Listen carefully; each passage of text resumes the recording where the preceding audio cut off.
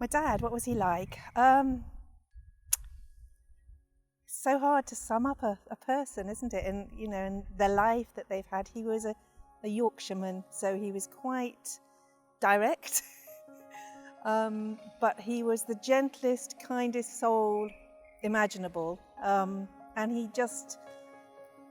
he loved people. He was a very warm person, and his family was everything to him. He was a fabulous dad.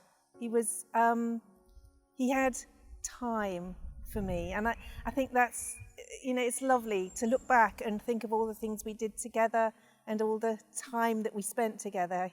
He was very hands-on, even I'm quite old now, so even back then he was hands-on, and we had a lot of holidays together. He was very handy. He taught design, technology, so he was always making things and mending things in my case, and just helping wherever he could. Always happy, pottering around. Yeah, so he was a great dad. He became unwell, and my mum made the really difficult decision to put him in a home, really for respite care for her. She was very tired. But the home did a brilliant job with him, and we brought him out. And I said, it's a long way for us to be going. We were driving up to Leicestershire every weekend, and it wasn't really good for them, and it wasn't really good for us. And I said to them, why don't you come and live with us? And so, yes, they did. That's a big thing. You sell up a house and a lifetime of memories, and they moved in with us. And so we had about 10 months of them living with us together until my dad died. And it was a really lovely thing to do because we spent so much time together in those last months with him. And gradually, he became very poorly. He was offered a place at Hospice, here at the Hospice, as an inpatient. And we said, yes, that was lovely. And he was here for just 5 nights. But they, I think, were the best 5 nights at the end of your life that you could ever have asked for.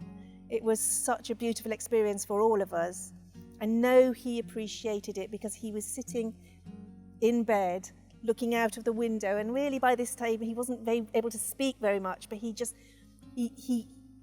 motioned across out of the window to the hops and the trees out of the window, and he was appreciative. I know he was. And the whole family came, one by one, and we spent a lot of time, all of us, together. And the staff here couldn't have been kinder. It was a lovely family atmosphere with people looking after all of us, not just him. And we all felt hugged and really treasured by the staff here. And that was just the best experience. Without a shadow of a doubt, it was the best place for him and for us. We never felt rushed. We never felt a nuisance. We never felt in the way. In fact, as I said, we felt as though they were hugging us as well. So it was a family experience. Yeah. They were very, very kind with all the paperwork and all the after stuff that you don't think about at all. And very helpful because your mind is in such a whirl and you don't know which way to turn.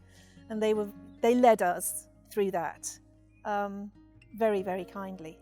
Yeah, we did feel looked after even when he died. We talk of him every day. He's almost not gone. He's still very, very much part of the family. He made me this necklace. So that's nice. We've got his paintings all over the house. We've got his big pieces of silver all over the house. And so he's very much still with us. Well, I'd say you couldn't go to a better place. If you were offered a place at the hospice, it's a gift. There shouldn't be any hesitation. There's nothing to be scared of, nothing to be apprehensive about at all, because everything is there for you. No rules really. just whatever you want.